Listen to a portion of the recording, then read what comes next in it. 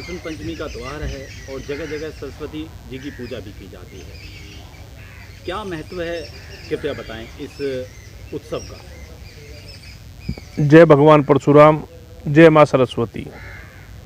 देखिए, बसंत पंचमी महापर्व सनातन धर्म में बहुत अहम स्थान रखता है। वैसे तो सनातन धर्म में 365 दिन ही त्यौहार हैं। आज के दिन माँ सरस्वती का इस पावन धरा पे अवतरण हुआ था। सृष्टि का निर्माण ब्रह्मा जी ने कर दिया भगवान विष्णु के कहे अनुसार, परंतु उनकी जो आत्म भाव था ना, वो संतुष्ट नहीं था। वो विचलित रहते थे।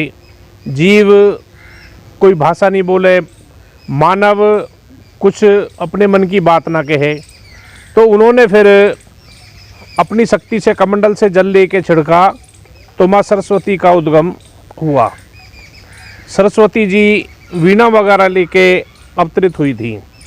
तो माँ सरस्वती ने जैसे ही वीणा बजानी शुरू की, मनुष्य, जीव, पशु पक्षी उस हिसाब से, चहचाट के हिसाब से भाषा बोलने लगे। और पानी की जो कलकलाहट, जैसे झरने जो टपक रहे थे उनकी धुन, हवा के वेग की धुन, और जैसे ये पेड़ पौधे पत्ते हिलते हैं उनकी धुन, उस दिन से ये उच्चारण जो शब्दों का है, भाषा का है, माँ सरस्वती के अवतरण के बाद से ही ये जीवों में बातचीत शुरू हुई। शर्मा जी, ये किस तरीके से मनाया जाता है, कुछ इसके बारे में जानकारी दे सकते हैं? जी बिल्कुल। हमारी जो पावन नदियाँ हैं, गंगा, यमुना और सरस्वती, ये माँ सरस्वती के नाम से है, जो कि वेद व्यास जी के श्राप से विलुप्त हो गई थी। इसका अब एक स्रोत कुरुक्षेत्र से आगे वो मिला है। उसके बाद संगम प्रयागराज में ये तीनों नदियाँ एक जगह मिली हैं। आज के ही दिन माँ सरस्वती की पूजा वंदना करनी चाहिए। अगर मूर्ति स्थापना आप कर सकते हो तो मूर्ति स्थापना के साथ, या कोई चित्र है, चित्र पे पुष्प वगैरह माला अर्पण करके फल नैवेद्य भोग जो भी हैं वो माँ सरस्वती को लगाना चाहिए। माँ बुद्धि की, वाणी की प्रदायिनी है। मधुर कंठ जो है ये माँ सरस्वती की कृपा से है। माँ सरस्वती ने ही कैकेयी की बुद्धि फेरी थी, तो श्री रामचंद्र जी को वनवास हुआ था, और माँ सरस्वती ने ही महाप्रतापी रावण की बुद्धि को हरा था। उसने पुण्य की बजाय पाप की तरफ मोह किया था। एक लास्ट सवाल पंडित जी, ये जो पूजा है, क्या इसमें जो सरस्वती जो पूजा होती है इसका कोई समय होता है? हाँ, समय, शुभ समय तो हर चीज़ का होता है जी।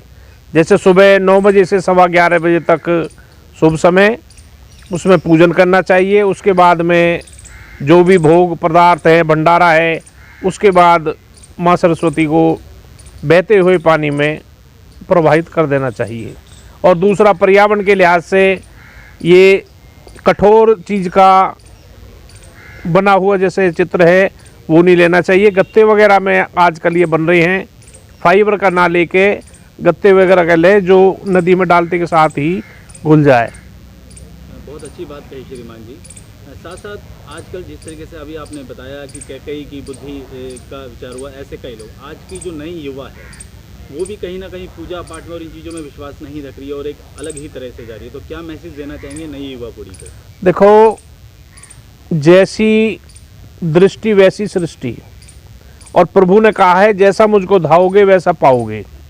तो कलिकाल है, कलिकाल में आप देख रहे हो, अगर पूजा से जो विक्षिप्त है, जो पूजा से बच रहे हैं, उनका हर्ष क्या है, वो पतनगामी हैं और भिन्न भिन्न प्रकार के आचरण हो रहे हैं।